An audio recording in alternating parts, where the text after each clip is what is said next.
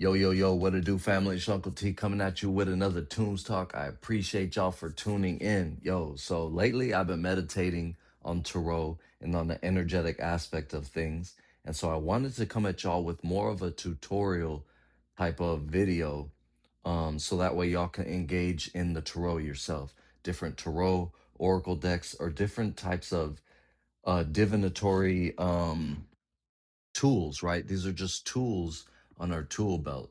So when you engage in this aspect of God or your higher self, or you're communing with the divine, right? That comes with particular set of tools that we can use. And one of those tools is the tarot. So what I want to show y'all and just talk to y'all about is getting into a particular space, right? So first of all, we're going to get centered and grounded within our space, because if we're all over the place mentally, energetically, then that's going to affect what message wants to come through. These are just messages. We're communing with our intuition, communing with our higher self, communing with God, communing with the name that cannot be named, right? Great Spirit, the Tao, whatever it is you want to call it. So right here, we're utilizing Dragon's Blood Sage. So this is sage dipped in dragon's blood. And so the dragon's blood resin and the sage, literally scientifically, it helps to cleanse energetic spaces. It helps to get rid of like airborne pathogens and bacteria, right? So they've used it in gardening and different things like that. But, again, we're using it to cleanse our energetic space as well. So we're getting rid, it, helps to specifically get rid of lower density vibrations. And then the dragon's blood is a really highly protective, elevated type of energy. Plus, it's got that blood aspect, that sangre, so it really connects with us humans as well, because, we've got this element of blood. So, dragon's blood sage, highly cleansing, highly protective, allows a proper energetic space to get in that divinatory space to commune with the divine. And again, it doesn't have to be sage, it could be sound vibration, okay? This is why your Uncle T likes to use the bell. This is a Tibetan singing bowl, right? That emits a certain vibration, and these vibrations are resonant based on our energetic frequency. So again, we're working with these hermetic laws, the law of resonance, the law of vibration, the law of man, there's I forget some of the laws right now. But anyway, so now that we've got our space cleansed, and then we take a few deep breaths, right, just to center our focus, center our space, call in our most elevated angels, ancestors, and allies. Now we're in a proper space to get a proper message. Oh, this one wants to come out. The lovers. Okay, so we'll just do it like that. Normally we're going to shuffle the deck, but sometimes the messages comes out as they come out, right? So Great Spirit just had one pop out. This is the Lover's card. So what I want to emphasize on this particular card right now, as I'm speaking to y'all about working with it, is this aspect of self-love. Okay?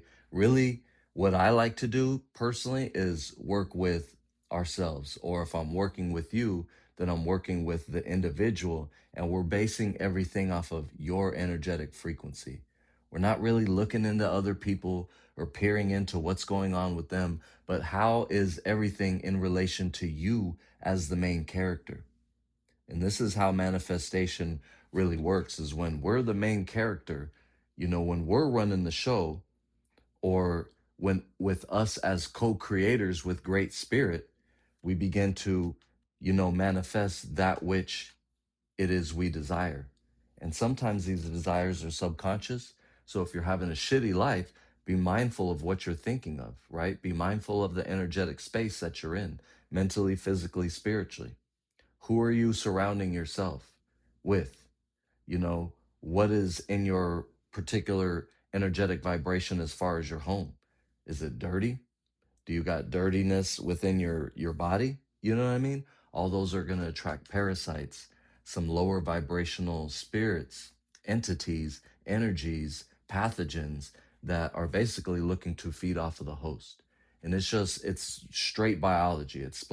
It's straight the natural cycle of things, because as things live, then they die. And in that process of decay, it's dirty, it's dingy, it's gross, but that creates, ashes to ashes and dust to dust. That creates new earth so life can abound again, right? So when we're working with the tarot, we want to be in a positive mental, energetic, and spiritual mind space, you know, vibration, right? And that's how we're going to begin to co create.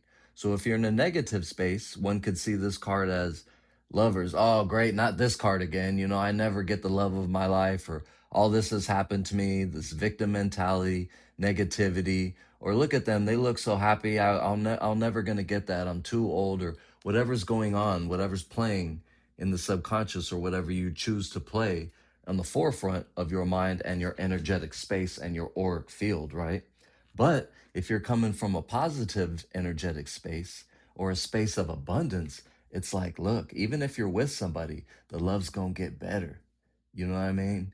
We can always get more romantic or have a little date at this point in time, right? Or things can always get better, right?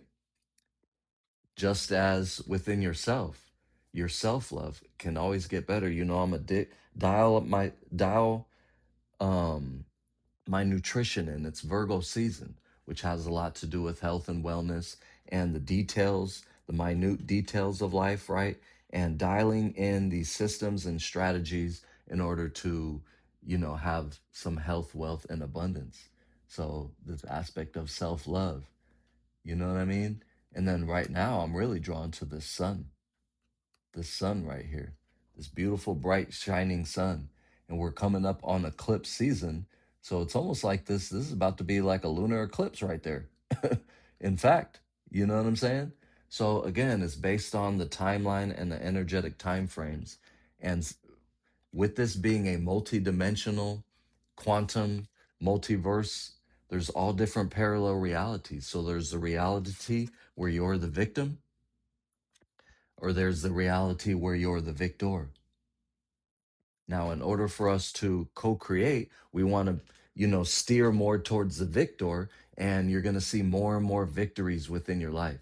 And that's that process of manifestation. So if you're feeling lack, find that abundance. Find the opposite aspect of things, you know what I mean? That law of polarization. As the pendulum swings one way, it has to swing back another way. So it's important for us to be like in this neutral space, right? This toroid, just as the toroidal field is that neutral space in the middle that has the potential for everything, and then that ends up surrounding it, right? So it's like within our auric field, we have all these different multiverses and parallel existences, and ad infinitum, all this potential and or positive or negative potential, right? But it's how we're choosing to see that and express that. Now, life's going to happen, and there's going to be quote unquote negative things that are going to happen, just as the parasites are going to come in.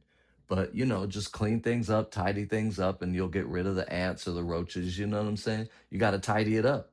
And then once you get in that habit of keeping things tidy and clean, you're going to find more abundance, more potential, and more life. You know what I'm saying? And start thriving. So this is just a quick little video on working with the tarot and, kind of like achieving that positive space for manifestation. So my goal for you, or my challenge for you rather, is like one card a day. Get yourself a tarot or an oracle deck. Pull one card a day, you know, preferably early morning or maybe late at night, whatever works for you, and just get in that space and see what wants to come forward. So with this particular deck, Arnicum comes out, teacher. And it's perfect right now because your Uncle T is always looking to help teach you guys and educate you guys as to how to do things for yourself. Because that's how I've become personally empowered, is being able to kind of do these things for myself. So it's like I'll learn about this and that, and then I'll see how the intricacies of it, and then I'm able to do it for myself and exercise that for myself, whether it be, the things I'm into, heavy into herbology, spirituality, divination, crystals, things like that. Even more recently, man, your Uncle T's been fishing like crazy. And I love learning about how to work the lures, what lures to use at what time. You know what I mean? Also, depending on what type of fish you're catching and what type of body of water, there's so many intricacies to life. You know what I mean? And when we're a lifelong student, then we can always be taught, and when we can always be taught, then therefore it's like we have that ability to teach as well. So that's your Uncle T coming at y'all with the little teacher card 33, which is actually my favorite number, and we've got the number what is that? That's number 6 card, the lovers, another aspect of 3, if my Roman numerals are correct. But anyway, these is just two beautiful cards, and this is just a little tutorial. But it also really goes to show because, man, I just got done with some teachings that I was doing, and like half of my mind was blown away. I was planning on doing this video before I got into some teachings and got so immersed into that, wanted to finish that, and now here we are, and it's like these beautiful cards just pop up, not out of nowhere, but because that is the energetic presence that I'm in.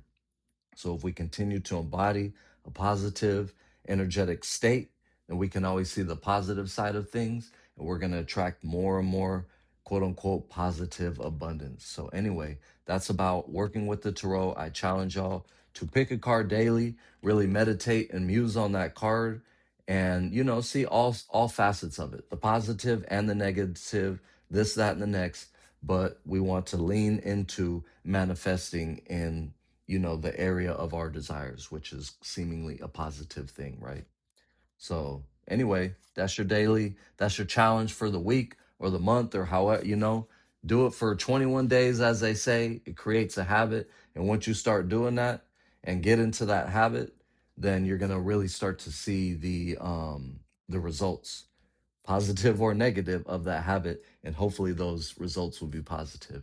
It's your Uncle T with a quick little tarot tutorial, little tunes tip for y'all. I hope y'all appreciated it. If as always, if you want a reading or you want to learn more with me, connect with your Unc and we can get it started. So I'm going to holla at you, sending much love to you and your most elevated angels, ancestors, and allies. Ashe.